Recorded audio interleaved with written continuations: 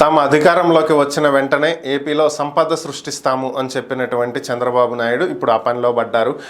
ముఖ్యమంత్రిగా బాధ్యతలు చేపట్టిన తర్వాత వివిధ శాఖల ఐఏఎస్ అధికారులకు కీలకమైనటువంటి ఆదేశాలు జారీ చేసినట్లుగా తెలుస్తుంది.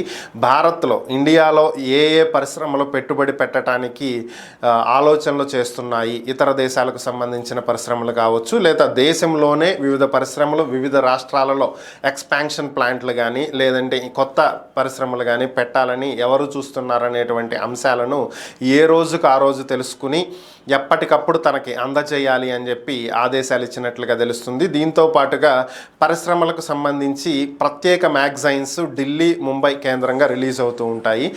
నేషనల్ లెవెల్లో కొన్ని పత్రికలు వస్తూ ఉంటాయి. సో వీటికి సంబంధించినటువంటి సమాచారం తన డాష్బోర్డ్లో ఎప్పటికప్పుడు ఉండాలని సో ఈ పత్రికలను సేకరించి డైలీ తన డాష్బోర్డ్లో ఈ న్యూస్ పేపర్స్ ఉండేలా చూడాలని సో దీని ద్వారా ఏ పరిశ్రమ ఏ రాష్ట్రంలో పెట్టాలని చూస్తుంది, ఇండియాకి ఏ కొత్త పరిశ్రమలు రావాలని ఎదురు చూస్తున్నాయనేటువంటి అంశాలు ముందుగానే తెలుసుకుని ఇతర రాష్ట్రాలకు వాళ్ళు వెళ్ళక ముందే మనం వెళ్ళి మాట్లాడి వాళ్ళని ఏపీలో పెట్టుబడులు పెట్టేలాగా చూసుకోవాలని, అదేవిధంగా ఏపీ పెట్టుబడులకు అనుకూలమని ఇక్కడ పెట్టుబడులు పెడితే ఎక్కువ ప్రయోజనం కలుగుతుంది అనేటువంటి భావనను ప్రపంచ దేశాలకు కలిగించాలని, ప్రపంచ దేశాల్లో ఉన్న పరిశ్రమలను ఆ విధంగా ఏపీలోనే వచ్చి పెట్టుబడులు పెట్టే విధంగా మనం మాట్లాడి ఏర్పాట్లు చేసుకోవాలని. సో కాబట్టి దీని ద్వారా ఏపీలో పరిశ్రమలు పెరగటం, దాని ద్వారా ఉద్యోగాలు పెరగటం, దాని ద్వారా జీవన ప్రమాణాలు పెరగటం, సో ఇవన్నీ జరుగుతాయని. కాబట్టి ఏపీలో పెట్టుబడులు ఎక్కువగా రావాలి అంటే